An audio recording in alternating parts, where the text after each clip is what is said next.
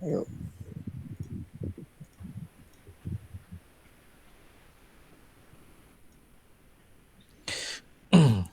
Bismillahirrahmanirrahim. Assalamualaikum warahmatullahi wabarakatuh. Perkenalkan, kami dari kelompok mata kuliah Sistem Terdistribusi Informatika 18 akan mempresentasikan mengenai kelanjutan dari materi minggu sebelumnya, yaitu struktur sistem terdistribusi. Dengan anggota diantaranya ada ketua kelompok, yaitu Rizky Ning Anissa Darmawan. Kemudian ada Muhammad Fadil Abiyu Faris, kemudian ada Rusdi Firdaus Malik, dan saya Muhammad Yusuf Khair. Dan uh, kita akan langsung masuk ke materi pertama yang akan dibacakan oleh ketua kelompok. Silahkan. Pentingnya masalah penamaan. Nama merupakan identitas yang dapat membedakan suatu entitas dengan entitas lainnya. Nama juga dapat menunjukkan lokasi suatu entitas. Nama, identifier, dan alamat. Sebuah nama dalam sistem tersebar adalah sebuah deretan karakter yang digunakan untuk mewakili sebuah entitas. Untuk memanfaatkan entitas-entitas dalam sistem tersebar, pengguna, manusia ataupun mesin perlu mengakses melalui akses poin, address, atau alamat. Sebuah entitas dapat memiliki beberapa alamat.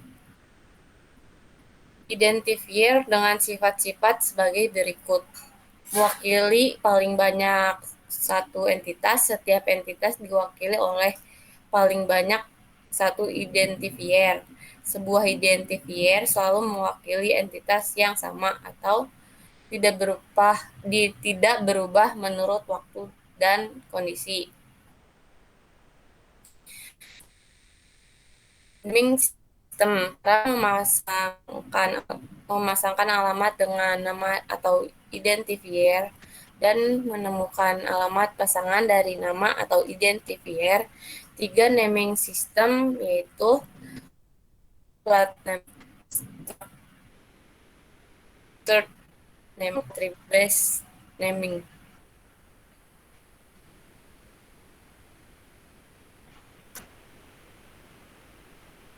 Name yang di tertentu. Resolving, boarding, dan picking itu mengirimkan sebuah pesan berisi permintaan pasangan identifier dari sama pada seluruh atau sebagian anggota jaringan, hanya entitas yang memiliki alamat tersebut yang menjawab dengan identifier yang ia miliki. Contoh adalah ARP, address dari protokol untuk mengetahui alamat hardware berdasarkan buah alamat IP. Cara lainnya adalah dengan casing, yaitu mengirimkan ke beberapa entitas dalam jaringan.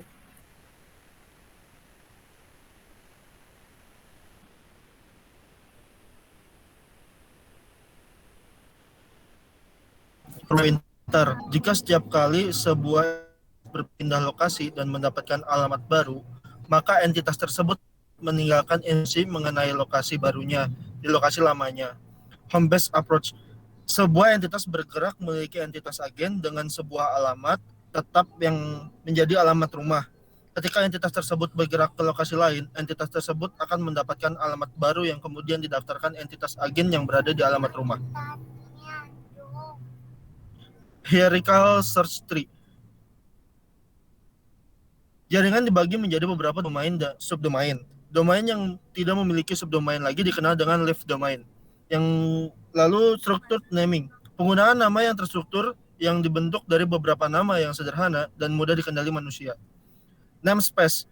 Nama diatur menjadi ruang nama atau namespace yang terstruktur yang dapat direpresentasikan dalam bentuk graph yang terdiri dari simpul node dan sisi edge yang menghubungkan dua simpul yang memiliki label nama dan arah. Daun yang mempresentasikan entitas yang memiliki nama dan tidak menjadi induk dari simpul lainnya. Simpul direktori yang memiliki ujung-ujung yang bernama dan menunjuk pada simpul daun lainnya. Selanjutnya akan dibacakan. Baik, lalu ada name resolution proses pencarian atau looking up.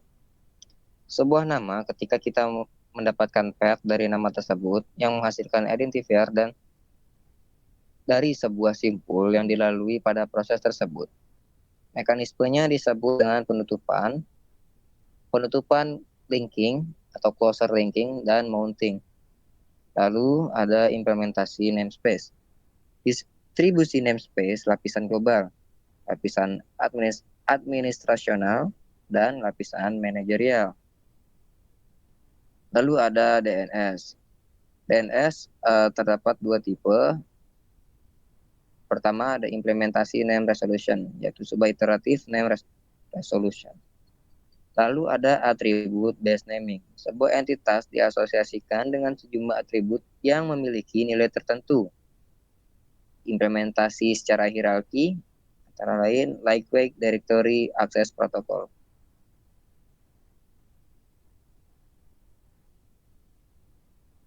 Lalu dilanjut oleh Saudara Miftah. Oke. Pemetaan pada distribute hash table merupakan sebuah struktur data yang menggunakan fungsi hash untuk secara efisien menerjemahkan kunci tertentu seperti nama orang, nama komputer, dan sebagainya jadi nilai tertentu yang diasosiasikan terhadap nilai tersebut seperti nomor telepon, alamat, dan sebagainya. Karakteristik DHT yang utama antara lain, pertama ada desentralisasi, yaitu tidak ada koordinasi terpusat. Kemudian ada skalabilitas, merupakan dapat berfungsi dengan efisien meskipun dengan anggota dalam jumlah besar. Dan terakhir adalah fault tolerance, yang dapat diandalkan meskipun simpul-simpul anggota terus mengalami perubahan maupun kegagalan.